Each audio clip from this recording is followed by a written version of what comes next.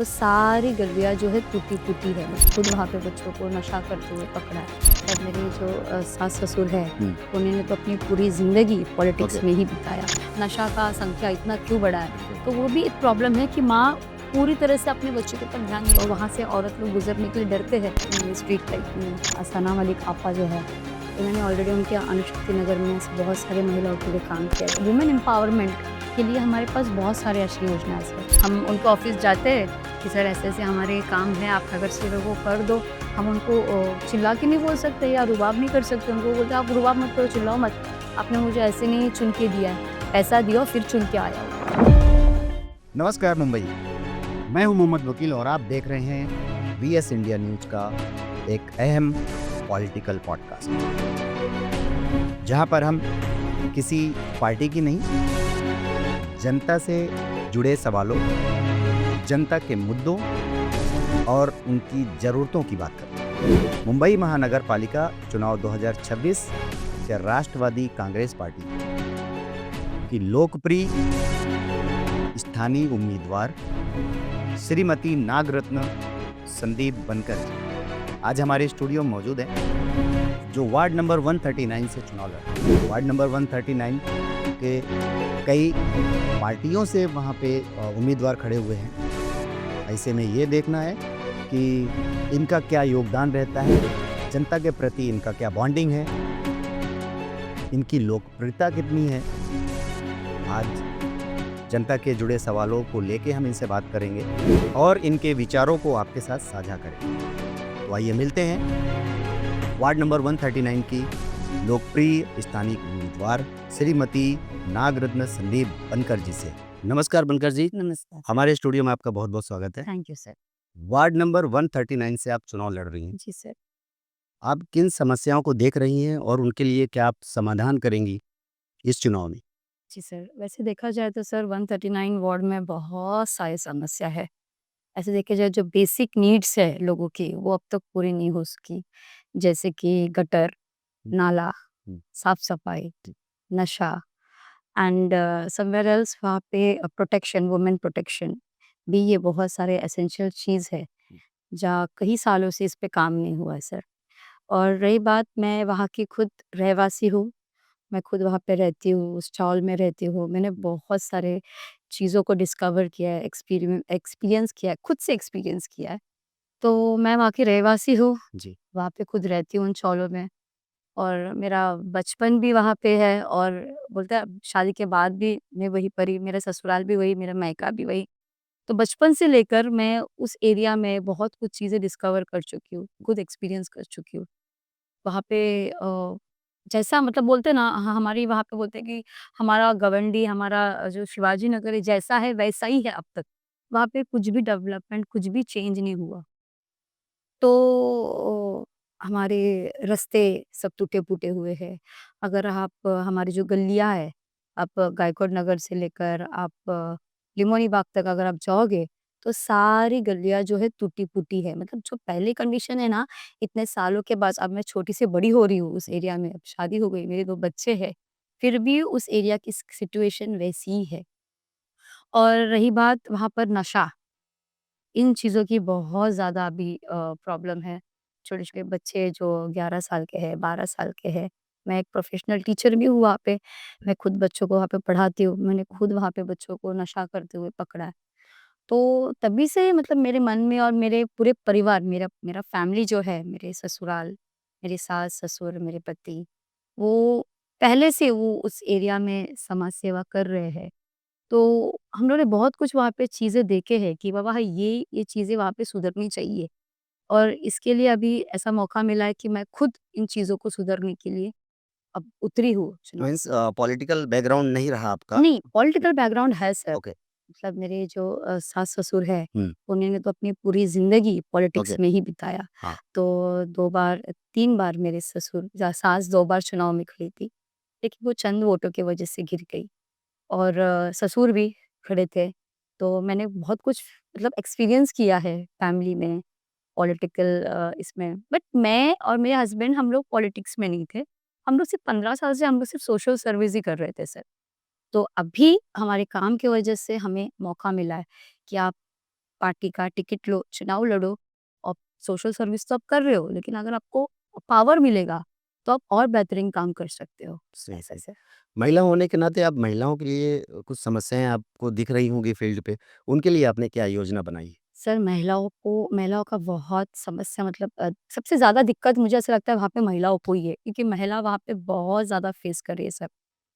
एक तो हमारे वहाँ पर इतने एजुकेटेड महिला नहीं है, ओके? और वहाँ पे जो भी हमारी महिला है वो मेड्स हैं, हुँ। ओके? उन्हें अपना रोज़ी-रोटी गुज़ारने के लिए वहाँ पर उन्हें मेड का काम करना पड़ता है, अपने बच्चों को घर पे डालकर। वो इतनी मतलब अपने परिवार में, अपने लोगों में इतना वो 100% देती है बेचारी, कि उन्हें अपने बच्चों के ऊपर भी ध्यान नहीं देना पड़ता। आप देख बोलते हैं ना हम नशा का संख्या इतना क्यों बढ़ा है, बिल्कुल। तो वो भी एक प्रॉब्लम है कि माँ पूरी तरह से अपने बच्चों के ऊपर ध्यान नहीं दे, अगर वो बच्चों को देखते बैठेगी घर पे, तो फिर रोज़ी-रोटी कैसे होगी उनकी? तो उसके लिए माएँ जो है वो जॉब के लिए निकलती है, मेड करके ज़्यादा वहाँ पे है महिलाएँ। जो वेल एजुकेटेड है वो तो अच्छी सर्विस, अच्छी जॉब सही। पे है। तो मैं ऐसा चाहती हूँ कि मैं हमारे वहाँ के महिलाओं के, मेरे वार्ड के महिलाओं के लिए ऐसे कुछ रोज़गार, कुछ छोटे-छोटे बिज़नेस दिलाऊँ कि जिससे वो अपना घर भी सँभाल सकते हैं, अपने बच्चों के ऊपर भी ध्यान दे सकते हैं और अपना गुज़ारा भी कर सकती है। तो महिला और प्रोटेक्शन वो भी एक प्रॉब्लम है हमारे यहाँ पर। सरेआम कहीं पर भी लड़के या बच्चे नशा करते हुए बैठ जाते हैं, नुक्कड़ पे, गलियों पे, कहीं पर भी आप देखो वहाँ से औरत लोग गुज़रने के लिए डरते हैं। वो बोलते हैं, "दीदी अगर हम लोग वहाँ पर जाएँगे, उन लड़के लोग को बोलोगी कुछ, तो वो चूरा अ, हुँ। सब लेके बैठते हैं।" मतलब उनमें इतनी गट्स है उन नशेड़ी लड़कियों के ऊपर कि क्या पता उनको कहाँ से सपोर्ट मिलता है कि वो डायरेक्ट धमकी दे देते हैं हुँ। कि मतलब इसके लिए वहाँ की औरतें भी बहुत डरती है, लड़कियाँ डरती है कि रात के वक़्त आप रात के वक़्त अगर जाओगे कहीं पर भी लाइट नहीं है, स्ट्रीट लाइट नहीं है, तो नुक्कड़ या फिर गली में कहीं पर भी बिंदास बच्चे लोग बैठ के नशा करते हैं। तो एक सेफ्टी भी वहाँ की महिलाओं के लिए बहुत ज़्यादा ज़रूरी है सर। आपके वार्ड नंबर 139 की जनता अगर आपको चुन के लेके आती है, जी। तो ये जो समस्या आप बता रही हैं नशा का, महिलाओं से रिलेटेड जो भी आपकी समस्या नज़र आ रही है, इसके लिए आपने क्या योजना बना रखी है? सर महिलाओं के रिलेटेड देखो हमारी जो सना मलिक आपा जो है, हुँ। उन्होंने ऑलरेडी उनके अणुशक्ति नगर में ऐसे बहुत सारे महिलाओं के लिए काम किया जैसे कि घर आप देखते हो घर में बैठ के महिलाओं बिज़नेस करते हैं, जी। तो वो बिज़नेस उन्होंने हाँ। बचत गट जो हम बोलते हैं महिलाओं के लिए, हुँ। हमारे वहाँ पर महिला बहुत सारे महिला इन्वॉल्व होना चाहती है बचत गट, लेकिन उन्हें प्रॉपर गाइडलाइन नहीं देने के लिए कोई है, वह बचत गट कैसे खोला जाता हुँ। है, उसमें हमारा इनकम कैसे किया जाता है, कैटरर्स का बिज़नेस हम महिलाओं को लगा के दे सकते हैं कि हाँ बाबा आपका ग्रुप है तो आप कैटरर्स का बिजनेस ओपन करो। स्टॉल हम लगा के दे सकते हैं जो महिला कुकिंग के लिए अच्छे हैं। मतलब ये जो वुमेन एम्पावरमेंट के लिए हमारे पास बहुत सारे ऐसी योजना है सर। और जैसे भी हमारे अजित दादा सर सत्ते में बैठे हुए हैं, ये मंत्री है, तो उनसे हम हमारे महिलाओं के लिए जो भी फंड होगा या फिर जो भी हम बोलते हैं ना रोजगार हो, जी। जो भी हम महिलाओं तक पहुंचा सकते हैं सर। गोंडी का नाम बदनाम है कहीं न कहीं नशे को लेके। जी। आपने नशे की बात यहाँ पे की है। तो नशे को लेके आप एक पार्टी से भी बिलॉन्ग करते हो, तो इसके लिए क्या एक परफेक्ट योजना जो ऐसा हो कि मतलब नशा यहाँ से बंद ही हो जाए? सर एक्चुअली नशा का प्रॉब्लम ऐसा है ना सर, आप देखते हो 15 साल पहले हमारे यहाँ एरिया में इतना नशा नहीं था सर।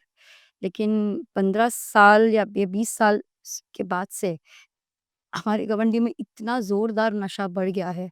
अगर हम पुलिस में अगर हमारी महिला जाती भी है कंप्लेंट करने के लिए, तो वहाँ से पुलिसों का भी कुछ रिएक्शन आता नहीं है। हुँ। ऐसा लगता है कि कोई तो ऐसा पॉलिटिकल पार्टी है जो वो नशा जो करते हैं उन्हें एक सपोर्ट दे सपोर्ट दे रही है। तो वो हम उस जानकारी में मतलब जुड़े हैं कि ऐसा क्या है, किस हम लोग बहुत सारे ऐसे जैसे छापा मारते हैं वैसे हम लोग ने भी बहुत सारे पुलिस लोगों को बुलाकर हमने करवाया है नशा डिपो मतलब सामने-सामने लड़के लोग को पकड़ा है।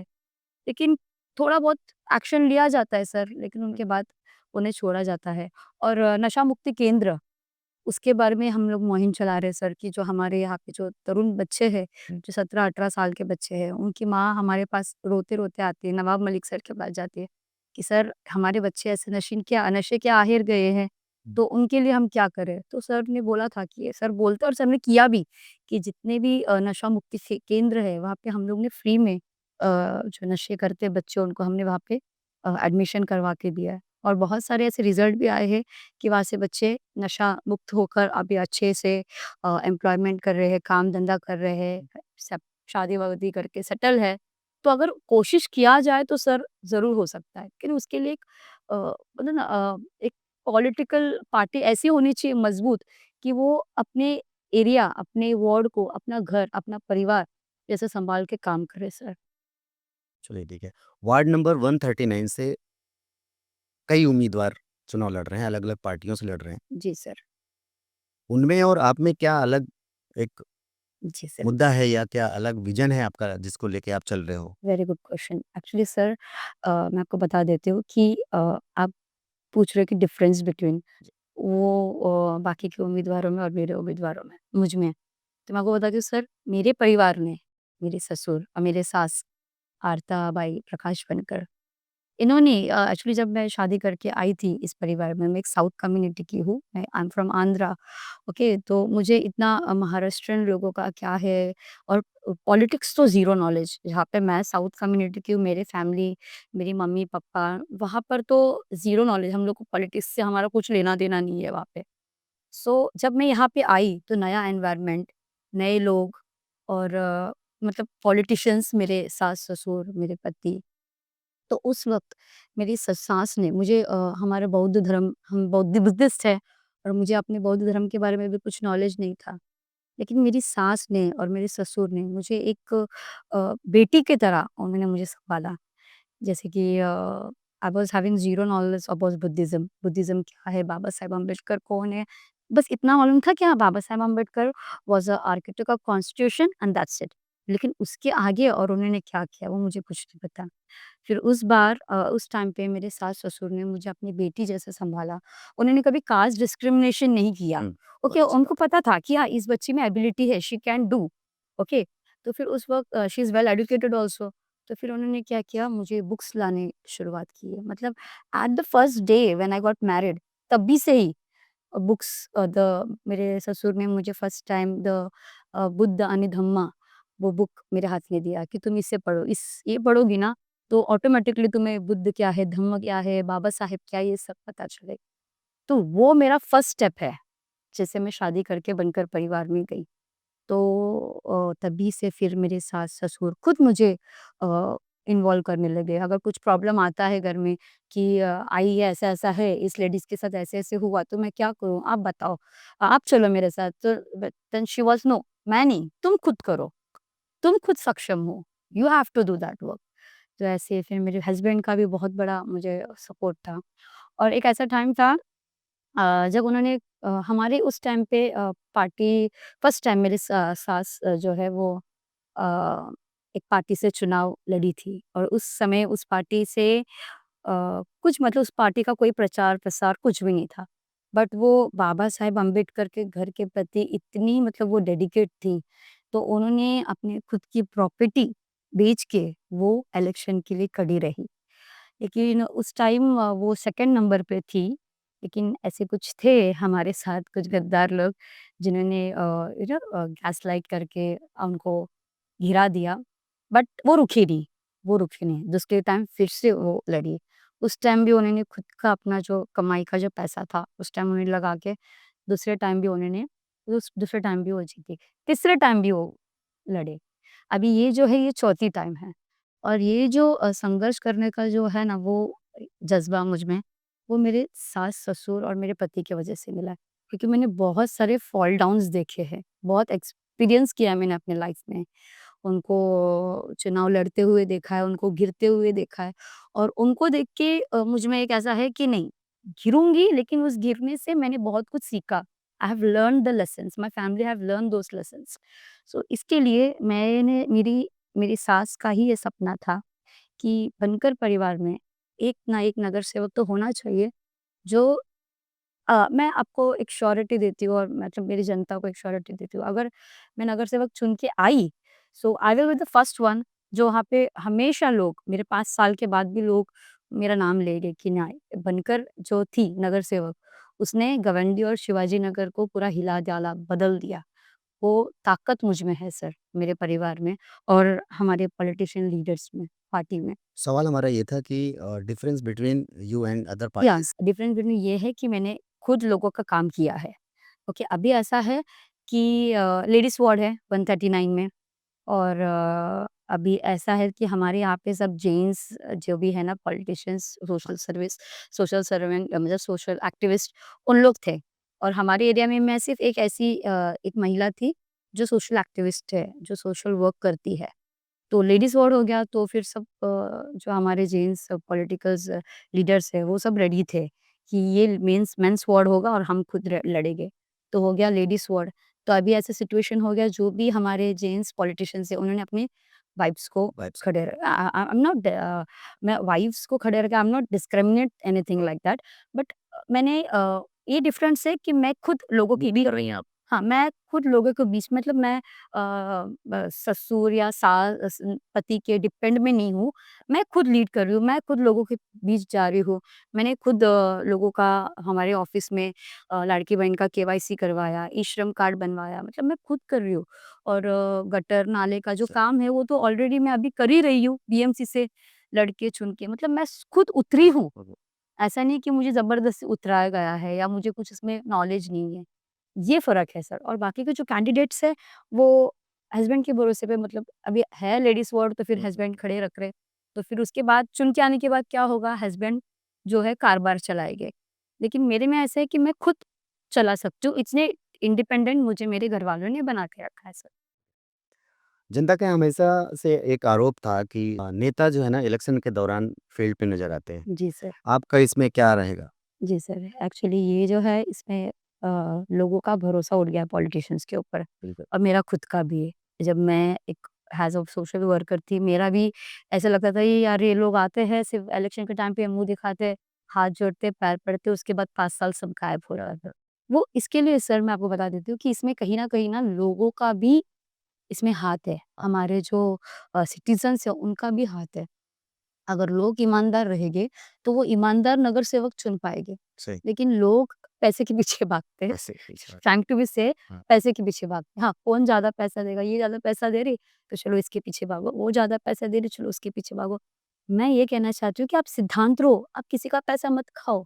आप पैसा खा-खा के कितना खाओगे? 5,000 10,000 या 1 वोट के पीछे 500 हज़ार। हम्म, लेकिन उसके बाद क्या? उसके बाद हम्म, 5 साल तो आपको रोना ही है। फिर अब लोग क्या करते हैं पैसा लेके सामने वाले को वोट करते हैं, वो जीत जाता है। फिर उसके मन में सब गुस्सा रहता है कि यार इन्होंने थोड़ी ना मुझे ऐसे ही वोट किया है। सही। इन्होंने पैसे देके मुझे वोट किया। फिर जब हमारे हम उनके ऑफ़िस जाते हैं कि सर ऐसे-ऐसे हमारे काम है, आप नगर सेवक को कर दो। हम उनको चिल्ला के नहीं बोल सकते या रुबाब नहीं कर सकते। उनको बोलते हैं आप रुबाब मत करो, चिल्लाओ मत। आपने मुझे ऐसे नहीं चुन के दिया है। पैसा दियो फिर चुन के आया हूँ मैं। मतलब क्या होता है लोग अपनी खुद की रिस्पेक्ट वहाँ पे ये कर देते हैं। अगर वो सिद्धांत रहेगी ईमानदारी से बाबा मुझे ऐसा नहीं चाहिए, मैं मेरा जो राइट है वोट करना वो मैं ईमानदारी से वोट करूँगा और एक सही कैंडिडेट को करूँगा। तो वो कैंडिडेट भी अगर चुन के आएगा तो उसके मन में रहता है कि यार मैंने तो ईमानदारी से इन्होंने मुझे वोट दिया है, सही। तो इनका काम मुझे फर्स्ट करना है। ऐसा-ऐसा और इसके पीछे लोगों का भी हाथ है। लोग अगर बोलेंगे कि हमें पैसा नहीं चाहिए, हमें एक अच्छा कैंडिडेट चाहिए और 5 साल हमें हमारे एरिया को सुधरवाना है और उससे अच्छा काम करके लेना है, तो ये हो सकता है डिफरेंस। एज ए टीचर आप पॉलिटिक्स में अभी एंट्री आपकी हो रही है। जी। एजुकेशन को कैसे आप देखते हो? सी एजुकेशन सर हम बोलते हैं ना education is the most powerful weapon in the world. तो एजुकेशन मेरे लिए पहले से ही बहुत इम्पोर्टेंट रहा हुआ है सर। एक्चुअली मैं आपको बताना चाहती हूँ कि मेरे यहाँ पर मैंने एक स्पेशल धम्मा स्कूल खोला है हमारे बच्चों के लिए। एक समय था कि जब वो स्कूल में 3 से 4 ही बच्चे लोग मुश्किल से आते थे। मुझे लोगों को जाके डोर टू डोर समझाना पड़ता था कि तुम ये संडे स्कूल में बच्चों को भेजो जहाँ हम बाबा साहेब अम्बेडकर, बुद्ध वंदना और बुद्ध के बारे में और हमारे जो फ्रीडम फाइटर्स हैं, उनके बारे में बता दिए। जैसे अगर उन्हें उन उन सब लोगों के बारे में पता चलेगा तो दे विल बी मोटिवेटेड। उन्हें उनके बारे में समझ में आएगा। तो एक टाइम ऐसा अभी ऐसा टाइम आया है सर कि उस स्कूल में 200 से ऊपर बच्चे लोग हो गए और मैं और ऐसा भी है सर हमारे एरिया में ऐसे भी कुछ बच्चे हैं पढ़ाते वक़्त मुझे समझ में आया कि ऐसे कुछ बच्चे हैं जो बहुत अच्छे हैं, होशियार हैं, बच्चे पढ़ रहे हैं और कुछ ऐसे भी बच्चे हैं जो अ पढ़ाई में कमज़ोर है, तो उन बच्चों के लिए हमने एक्स्ट्रा क्लासेस लगवाए, जैसे कि डांस क्लासेस, कराटे क्लासेस और ड्राइंग क्लासेस, जो करिकुलर एक्टिविटीज़ को भी हम आगे बढ़ा रहे हैं, कि ऐसे नहीं, ऐसे भी बहुत सारे बच्चे जो पढ़ाई में कमज़ोर है, लेकिन उनके पास स्किल्स बहुत है, तो हम स्किल्स के ऊपर भी ज़्यादा फ़ोकस कर रहे हैं सर। तो हमारे स्कूल में ये जो एक्टिविटीज़ है, हम फ्री में पढ़ा रहे हैं बच्चों को, हमारे खुद के टीचर्स लगवा के। ना, क्योंकि हमारे यहाँ हमारी जो बहनें हैं, वो स्कूल की फ़ीस भरते-भरते ही बेचारी थक जाती है, तो वो एक्टिविटीज़ में वो ज़्यादा बच्चों को इन्वॉल्व नहीं कर पा रहे सर। बनकर जी, हमने सुना है कि किसी एनजीओ से अभी आप जुड़े हुए हो, उससे रिलेटेड भी आप काम कर रहे हो फील्ड पे। जी सर, हाँ, हम थाईलैंड के एनजीओ से जुड़े हुए हैं ओके। और लास्ट मंथ में ही बस 28 को हमने एक बहुत बड़ा डोनेशन कैंप रखा था, जहाँ पे खुद थाईलैंड के 40 सिटीज़न आए थे हमारे बुद्ध विहार में, और वहाँ पर हमने व्हील चेयर्स, हियरिंग एड बच्चों के लिए और लेग शू ये डोनेट किया था। एक्चुअली 1 महीने 1 मंथ बिफोर हमने सर्वे किया था हमारे एरिया में, कि जो ऐसे हैंडीकैप बच्चे हैं जिन्हें क्या-क्या रिक्वायरमेंट है। तो उस सर्वे से हमें पता चला कि हमारे एरिया में ऐसे भी बहुत हैंडीकैप बच्चे हैं, जो व्हीलचेयर जिन्हें पाहिजे, जो अफ़ोर्ड नहीं कर पा रहे व्हीलचेयर खरीदने के लिए। ऐसे कुछ कान के मशीन्स है, तो बच्चे सुन नहीं पाते, तो कान की मशीन की वजह से उनकी माँ बहुत परेशान है कि ताई इतना महँगा कान का मशीन है, तो क्या करें? हमें ट्रीटमेंट के लिए हम इतने अफ़ोर्ड नहीं कर पा रहे, तो मशीन कहाँ से लाएँ? तो हमने हमारे जो एनजीओ वाले हैं, उनसे हमने बात किया था कि आप हमारे एरिया में आइए, हमारे एरिया में ऐसे बहुत सारी दिक्कतें हैं हैंडीकैप बच्चों की वजह से, ऐसे बहुत है बच्चे जिन्हें सच में नीड है, ज़रूरत है। बिल्कुल। तो उस वक़्त बहुत अच्छा प्रोग्राम हुआ था सर, बहुत लोग शामिल हुए थे उस प्रोग्राम में। तो उस वक़्त हमने कुछ 30 से 35 बच्चों लोग को हमने व्हीलचेयर, हियरिंग एड वगैरह बाँटा था। मेरे जो दम्मा स्कूल के बच्चे हैं, उन्हें यूनिफ़ॉर्म, ग्रोसरी किट वगैरह, शूज़ ये सब बाँटा था। तो अभी हमारा और भी प्रोग्राम हमें करना है, उस टाइम हमने 30 बच्चों का किया था, अभी आगे इलेक्शन के बाद हमें और 100 बच्चों का करना है, जो पूरे 139 वार्ड का होगा। उस वक़्त लास्ट मंथ हमने सिर्फ़ हमारे particular area like Buddhanagar, Gaikwad Nagar, Bhaiya Sahab नगर, उन बच्चों को ही किया था। लेकिन हमारा एक टारगेट है कि हम पूरे 139 वार्ड में जितने भी हैंडीकैप बच्चे हैं, सर्वे करके उनमें जो रिक्वायरमेंट है, वो हम करने की अभी इलेक्शन के बाद करेंगे सर। मीन्स और ग्राउंड लेवल पे आपका काम जी, चल रहा ये है। ग्राउंड लेवल पे, चाहे जीतो या हारो, लेकिन ये लग काम हमें करना ही, ये काम हमारे पहले से ही सर शुरुआत करते ही रहना ये। करते ही रहना है। और लॉकडाउन में सब पॉलिटिकल पार्टी के लीडर सब भाग गए थे जनता को छोड़ के। तभी जनता हमारी जैसी एकदम मतलब बहुत परेशान थी ना, लॉकडाउन का जो कोरोना एपिडेमिक जो है वो सबसे हार्ड टाइम था हमारे लिए उस टाइम पे। तो उस टाइम पे भी मेरे पूरे फैमिली ने, हम लोग ने कंटिन्यू 3 मंथ लोगों को फूड, खाना, ग्रोसरी हमने उस टाइम पे बाँटा था। लेकिन बस इतना ही, तो उस टाइम में कुछ पब्लिसिटी वगैरह नहीं किया था, फ़ोटो शूट वगैरह नहीं, क्योंकि उस टाइम पे वो करना अच्छा नहीं था सर। आता नहीं कि था। हाँ, हाँ, उस टाइम पे लोगों को सच में बहुत नीड थी। तो ऐसे सर ग्राउंड लेवल पे भी हमारे गए 15 साल से काम चालू है। अगर किसी पावर में ना होते अगर मैं ये काम कर हाँ, सकती हूँ, तो पावर में आने के बाद में इससे हम बढ़िया काम कर सकते हैं। तो अभी भी मुझे इतना सपोर्ट है लोगों का, लोग वो आते, खुद आते हैं मेरे पास, दीदी नहीं तुम चुनाव में खड़ी हो। वो दिन-रात मेरे साथ रहते हैं, मेरे साथ घूमते हैं, बोले कि हमें आपका ₹1 नहीं चाहिए। मेरे ऐसे फ्रेंड्स हैं बहुत सारे, ₹1 नहीं चाहिए, हम बस आपके साथ घूमेंगे, आप बस चुन के आओ। इतने ब्लेसिंग्स मिल रहे हैं, कोई शिरडी जा रहा है, कोई मस्जिद जा रहा है कि नहीं हमारी दीदी चुन के आए। मतलब ये ब्लेसिंग्स और ये प्यार, ये बहुत ज़्यादा इम्पोर्टेंट है सर। राजनीति तो साइड में है, साइड में लेकिन इससे पहले मुझे लोगों की ब्लेसिंग मिल रही है, सपोर्ट मिल रहा है, वो बहुत ज़्यादा इम्पोर्टेंट है। मुझे तो ऐसा लग रहा है मैं अभी नगर सेवक बन गई, बन गए। लोगों के जी। सपोर्ट और प्यार से। आपके वार्ड नंबर 139 के लिए कोई एक मैसेज, कोई एक संदेश, कोई एक वादा जो आप चुन के आने के बाद करने वाली हैं? जी नमस्ते, जय भीम। अ, मैं मेरी जनता को सिर्फ़ यही अपील करूँगी कि आप सोच समझ कर वोट कीजिए, एक सही कैंडिडेट को वोट कीजिए। ऐसी कैंडिडेट जो आप उससे अधिकार से आप काम करवा सकते हो। तो मैं आपसे बस अपील करूँगी कि आने वाले 15 तारीख, घड़ी के सामने वाले बटन को दबा के आप मेरा, आपका और हमारे पूरे विभाग का आप विजय कीजिए। मैं आपको दावा करूँगी कि आप घड़ी के आगे वाला बटन ही नहीं सिर्फ़ दबाओगे, आप अपने बच्चों के भविष्य का बटन दबाओगे।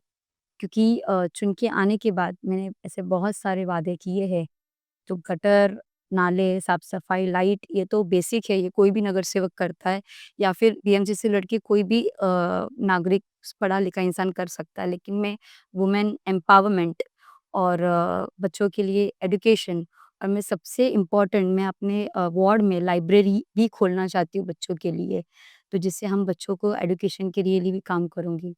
तो मैं आप सबसे हाथ जोड़ के विनंती करती हूँ कि प्लीज़ सपोर्ट कीजिए मुझे और मैं आपको वादा करती हूँ कि जो प्रॉमिस मैंने आपको किया है, ये प्रॉमिस मैं कभी टूटने नहीं दूँगी। Thank you so much. चलिए जी, बहुत-बहुत शुक्रिया हमारे इस पॉलिटिकल पॉडकास्ट का हिस्सा बनने थैंक आप यू सर, थैंक यू। अपना कीमती समय और अपने विचार हमारे वीएस इंडिया न्यूज़ के दर्शकों तक पहुंचाने के लिए। कमेंट में आप वार्ड नंबर 139 की किस समस्याओं को देख रहे हैं, वो आप साझा करें। अपनी राय ज़रूर उसमें दें। वोट को सोच समझ के बड़ी सावधानी के साथ अपने कैंडिडेट का चुनाव कीजिए। अपने नगर के लिए, अपने भविष्य के लिए एक ऐसा नगर सेवक चुन के लेके आइए जो सारी समस्याओं का समाधान कर सके। मैं हूं मोहम्मद वकील और आप देख रहे हैं वीएस इंडिया न्यूज़। आप अपना ख्याल रखिए। जय हिंद।